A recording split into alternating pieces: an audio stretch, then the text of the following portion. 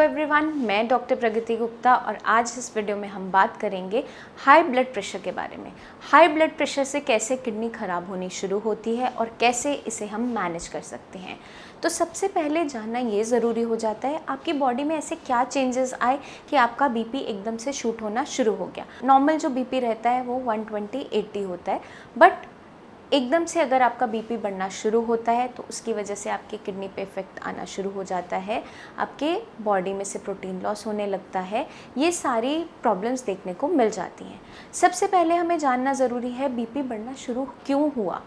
अब जो पेशेंट्स बहुत ज़्यादा सॉल्ट का इंटेक करते हैं, नमकीन चीज़ें बहुत ज़्यादा खाते हैं, चटनी है, अचार है, सैलड के ऊपर बहुत तेज़ नमक खाते हैं, फ्रूट्स पे डाल के खा रहे हैं या फिर खाने में ही बहुत तेज़ नमक ले रहे हैं, उन पेशेंट्स के अंदर बहुत ज़्यादा चांसेस होते हैं हाई ब्लड प्रेशर होने के, क्योंकि सोडियम की वजह से आपका बीपी बढ़ना शुरू हो जाता है।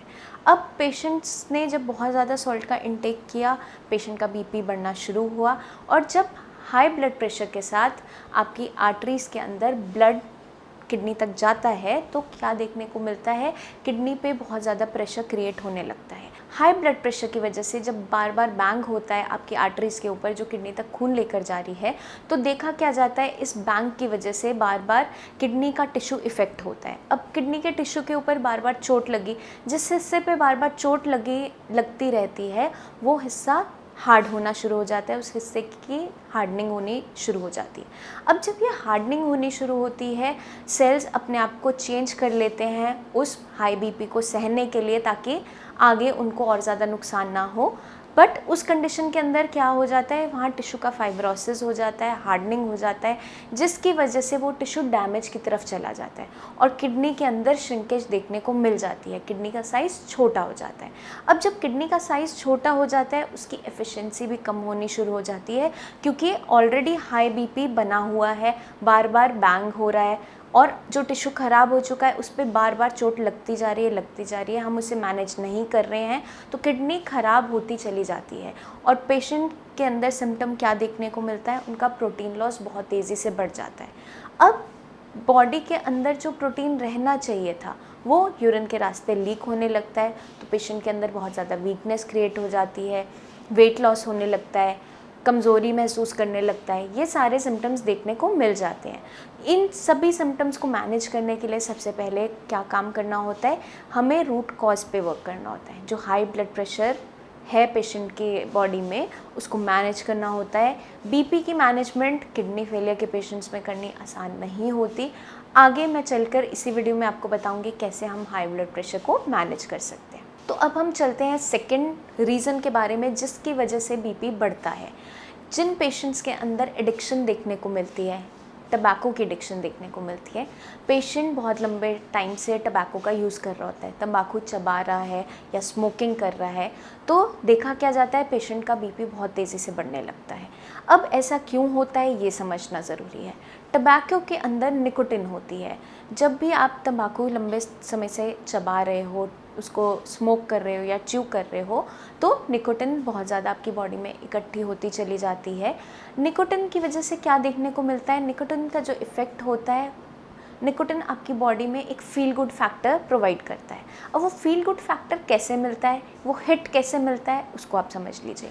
जब भी कोई पेशेंट टबैको च्यू करता है या स्मोक करता है, तो पेशेंट का एकदम से बॉडी में बीपी बढ़ना शुरू हो जाता है, ब्रेन तक खून का दौरा तेज़ हो जाता है, और वही जो खून का दौरा तेज़ होता है वो आपको एक फील गुड फैक्टर देता है, एक हिट देता है। बट अगर किसी पेशेंट को लंबे टाइम तक इस टबैको की एडिक्शन हो जाती है तो उसके अंदर बीपी बढ़ता रहता है, और अगर हम इसे मैनेज नहीं करते हैं तो आपके किडनी पे, आपके हार्ट पे, आपके ब्रेन पे इसका इफ़ेक्ट आने लग जाता है। पेशेंट को किडनी फेलियर हो सकता है, हार्ट अटैक भी आ सकता है या ब्रेन स्ट्रोक भी हो सकता है। मल्टीपल डिसऑर्डर्स उसकी बॉडी के अंदर देखे जाते हैं। तो ये हमने बात की टबैको के बारे में। थर्ड है पेशेंट को अगर किसी टाइप का स्ट्रेस है, बहुत लंबे टाइम से वो स्ट्रेस में रह रहा है, या फिर बहुत लंबे टाइम से उसे सही तरीके से नींद नहीं आ रही है, पेशेंट बहुत ज़्यादा सोचता है, स्ट्रेसफुल लाइफ जी रहा है, तो उस कंडीशन के अंदर भी पेशेंट का बीपी एकदम से बढ़ना शुरू हो जाता है। और जब बीपी बढ़ता है तो आपके किडनी पे भी इसका इफेक्ट आता है, बाकी ऑर्गन्स पे भी आता है, उनमें से एक किडनी भी होती है। और जब किडनी पे बहुत ज़्यादा इफेक्ट आना शुरू होता है हाई ब्लड प्रेशर की वजह से, तो किडनी डैमेज की तरफ बढ़ती चली जाती है। अभी हमने बात की बीपी बढ़ने के पीछे जो रीज़न्स हैं उनके बारे में। अब हम बात करेंगे कैसे हम इसे मैनेज कर सकते हैं, क्योंकि किडनी फेलियर के अंदर हमें सबसे ज़्यादा जो ध्यान रखना है वो अपने बीपी का रखना होता है, क्योंकि मैक्सिमम जो केसेस देखने को मिलते हैं किडनी फेलियर के अंदर, उसमें हाई ब्लड प्रेशर की वजह से किडनी पर लॉस होना शुरू होता है, बार बार किडनी पे बैंग होता है, और चोट लगने की वजह से किडनी के टिश्यूज़ ख़राब होने लगते हैं। जो नेफ्रॉन्स खून को फिल्टर करके यूरिन के रास्ते गंदगी को बाहर निकाल रहे होते हैं, उनका डैमेज होना शुरू हो जाता है, उनका फाइब्रोसिस होने लगता है, उनकी लेयर ख़राब होने लगती है। और जब ये हार्डनिंग होने लगती है टिश्यू की, उसकी वजह से आपकी किडनी की जो फिल्ट्रेशन की कैपेसिटी है वो कम होती चली जाती है। तो हमें अगर मैनेज करना है किडनी फेलियर को, तो सबसे पहले इसके पीछे छुपे रीजंस को ढूंढना और समझना बहुत ज़्यादा ज़रूरी हो जाता है। 40% ऑफ द केसेस देखने को मिलते हैं हाई ब्लड प्रेशर की वजह से, जो बाकी 40% रह जाते हैं वो डायबिटिक नेफ्रोपैथी के केसेस देखने को मिलते हैं। हाई शुगर लेवल्स की वजह से आपकी किडनी पे खराबी आनी शुरू होती है। और जो रेस्ट 20% ऑफ द केसेस रह जाते हैं वो आपके होते हैं जेनेटिक डिसऑर्डर्स, जैसे पॉलीसिस्टिक किडनी है, आईजीए नेफ्रोपैथी है। बट हर एक किडनी फेलियर के पेशेंट के अंदर ज़्यादातर देखने को मिलता है कि उसका बीपी बढ़ना शुरू हो जाता है। हाई ब्लड प्रेशर की वजह से भी आपकी किडनी ख़राब होने लगती है, और जब आपकी किडनी ख़राब होने लगती है तो भी पेशेंट का बीपी बढ़ना शुरू हो जाता है। ये दोनों ही कंडीशंस आपकी बॉडी में क्रिएट हो जाती हैं। तो इम्पॉर्टेंट क्या हो जाता है कि हमें सबसे पहले बीपी की मैनेजमेंट करना शुरू करना होता है। अब पेशेंट का अगर बीपी बहुत ज़्यादा बढ़ा हुआ रहता है, जैसे मान लीजिए उसका जो सिस्टोलिक बीपी है, ऊपर वाला लेवल है वो 130 है, और नीचे वाला जो डायस्टोलिक बीपी है जो 80 रहना चाहिए वो 90 है, 95 रहता है, और लंबे टाइम तक ये बना रहता है। पेशेंट को कोई सिम्टम्स नहीं आ रहे थे, उसे पता ही नहीं है उसका बीपी बढ़ता चला जा रहा है, कोई मेडिसिन नहीं खा रहा था, बट पेशेंट के लाइफस्टाइल में कुछ चेंजेस लाने से हम इसे मैनेज कर सकते हैं। अब जब हमें पता है हम किडनी फेलियर के पेशेंट हैं, पेशेंट के यूरिया लेवल्स, क्रिएटिनिन लेवल्स बढ़ने शुरू हो गए हैं, प्रोटीन लॉस शुरू हो गया है, तो पेशेंट जब भी साइंस संजीवनी में आता है, सबसे पहले हम उसकी जब भी हिस्ट्री पिक करते हैं तो सबसे पहले रीज़न देखा जाता है कि उसकी किडनी ख़राब होने के पीछे क्या कारण रहा। ज़्यादातर पेशेंट्स के अंदर, जैसे मैंने आपको बताया, हाई ब्लड प्रेशर एक ऐसा कल्प्रिट मिल जाता है जो या तो नोटिस था या अननोटिस गया था। किसी पेशेंट को पता होता है उसका बीपी बढ़ता जा रहा होता है, बट वो उस पर ध्यान नहीं देता, उनकी केयरलेसनेस की वजह से आगे चलकर किडनी फेलियर की कंडीशन तैयार हो जाती है। या फिर कुछ पेशेंट्स के अंदर ये भी देखने को मिलता है उनका बीपी बढ़ा रहता था, हेडेक रहता था, बट उन्हें मालूम ही नहीं था कि ऐसा कुछ हो रहा है, क्योंकि उन्हें कोई सिम्टम एज सच अभी कभी फील नहीं हुआ कि उन्हें टेस्ट करवाना पड़े, या अननोटिस गई ये चीज़, तो उनके अंदर भी किडनी फेलियर आगे चलकर हो जाता है। सबसे पहले पेशेंट का जब बीपी बढ़ना शुरू हुआ, यूरिन के रास्ते झाग आना शुरू हो जाता है, प्रोटीन लॉस शुरू हो जाता है। अगर पेशेंट उसी स्टेप पे ध्यान दे देता है, उसे पता चल जाता है, आप नोटिस कर लेते हो, तो आगे आप फर्दर स्टेजेस पे नहीं पहुंचते हो किडनी फेलियर की। बट अगर उस स्टेज पे मैनेज नहीं हो पाता है तो आगे चल के आपके क्रिएटिनिन लेवल्स हैं, यूरिया लेवल्स हैं, वो सारे बढ़ने शुरू हो जाते हैं। क्योंकि सबसे पहला जो सिम्टम देखने को मिलता है किसी भी किडनी फेलियर पेशेंट के अंदर, वो ज़्यादातर देखा जाता है प्रोटीन लॉस, यूरिन के रास्ते प्रोटीन का लीक होना। अब यूरिन के रास्ते प्रोटीन क्यों लीक होता है? जब भी आपकी किडनी पे किसी तरह का स्ट्रेस क्रिएट होता है, ओवरलोडिंग होता है, या फिर कोई भी एक्स्ट्रा वर्कलोड आ जाता है किसी भी कारण से, हाई ब्लड प्रेशर की वजह से वो लोड हुआ या हाई शुगर लेवल्स की वजह से हुआ, तो जब भी लंबा टाइम तक आपकी बॉडी के अंदर हाई बीपी बना रहता है, हाई शुगर लेवल्स बने रहते हैं, आपकी किडनी पे जो डैमेज है वो होना शुरू हो जाता है। अब इस डैमेज को मैनेज करने के लिए हमें रूट कॉज पे वर्क करना पड़ता है। अगर आपका बीपी की वजह से किडनी ख़राब हो रही है तो बीपी की मैनेजमेंट सबसे पहले हमें करनी ज़रूरी है, क्योंकि आप जो भी मेडिसिन लोगे अपनी किडनी के फंक्शंस को इन्हांस करने के लिए, जो हम KFRT ट्रीटमेंट में देते हैं।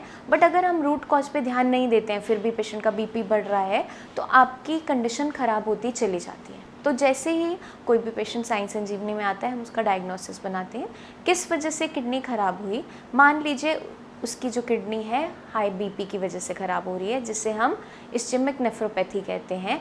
उसके अंदर पेशेंट का BP मैनेजमेंट बहुत ज़्यादा ज़रूरी हो जाता है। तो सबसे पहला स्टेप हो जाता है उसका BP मैनेजमेंट करना। वो हम कैसे कर सकते हैं?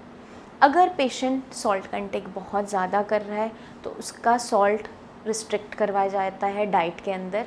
उसको डाइट में सेंधा नमक स्टार्ट करते हैं। अगर उसका BP ठीक रहता है, 120/80 रहता है, तो उस कंडीशन में सेंधा नमक अलाउड होता है, वो भी pinch of salt in every meal. But अगर किसी पेशेंट का BP शूट अप कर रहा है, 130/90, 130/95, 140/100 ऐसा रहता है, तो कुछ दिनों के लिए बिल्कुल सॉल्ट रिस्ट्रिक्टेड डाइट लेने के लिए एडवाइस किया जाता है। सॉल्ट रिस्ट्रिक्शन के साथ साथ क्या करते हैं, ये देखा जाता है पेशेंट के अंदर किसी भी तरह की एडिक्शन तो नहीं है। अगर पेशेंट टबैको का यूज़ कर रहा है तो वो भी स्टॉप करवाया जाता है। थर्ड स्टेप, पेशेंट की BP की मॉनिटरिंग करवाई जाती है। आपको दिन में 3 से 4 बार अपना BP चेक करना होता है, उसे नोट डाउन करना होता है। और आपको ध्यान क्या रखना होता है, जो आपका डायस्टोलिक BP है, नीचे वाला लेवल है, जो नॉर्मल कंडीशन में 80 रहता है, वो 70 to 80 के बीच में रहना चाहिए। अब 70 to 80 क्यों हमें चाहिए, वो समझ लीजिए।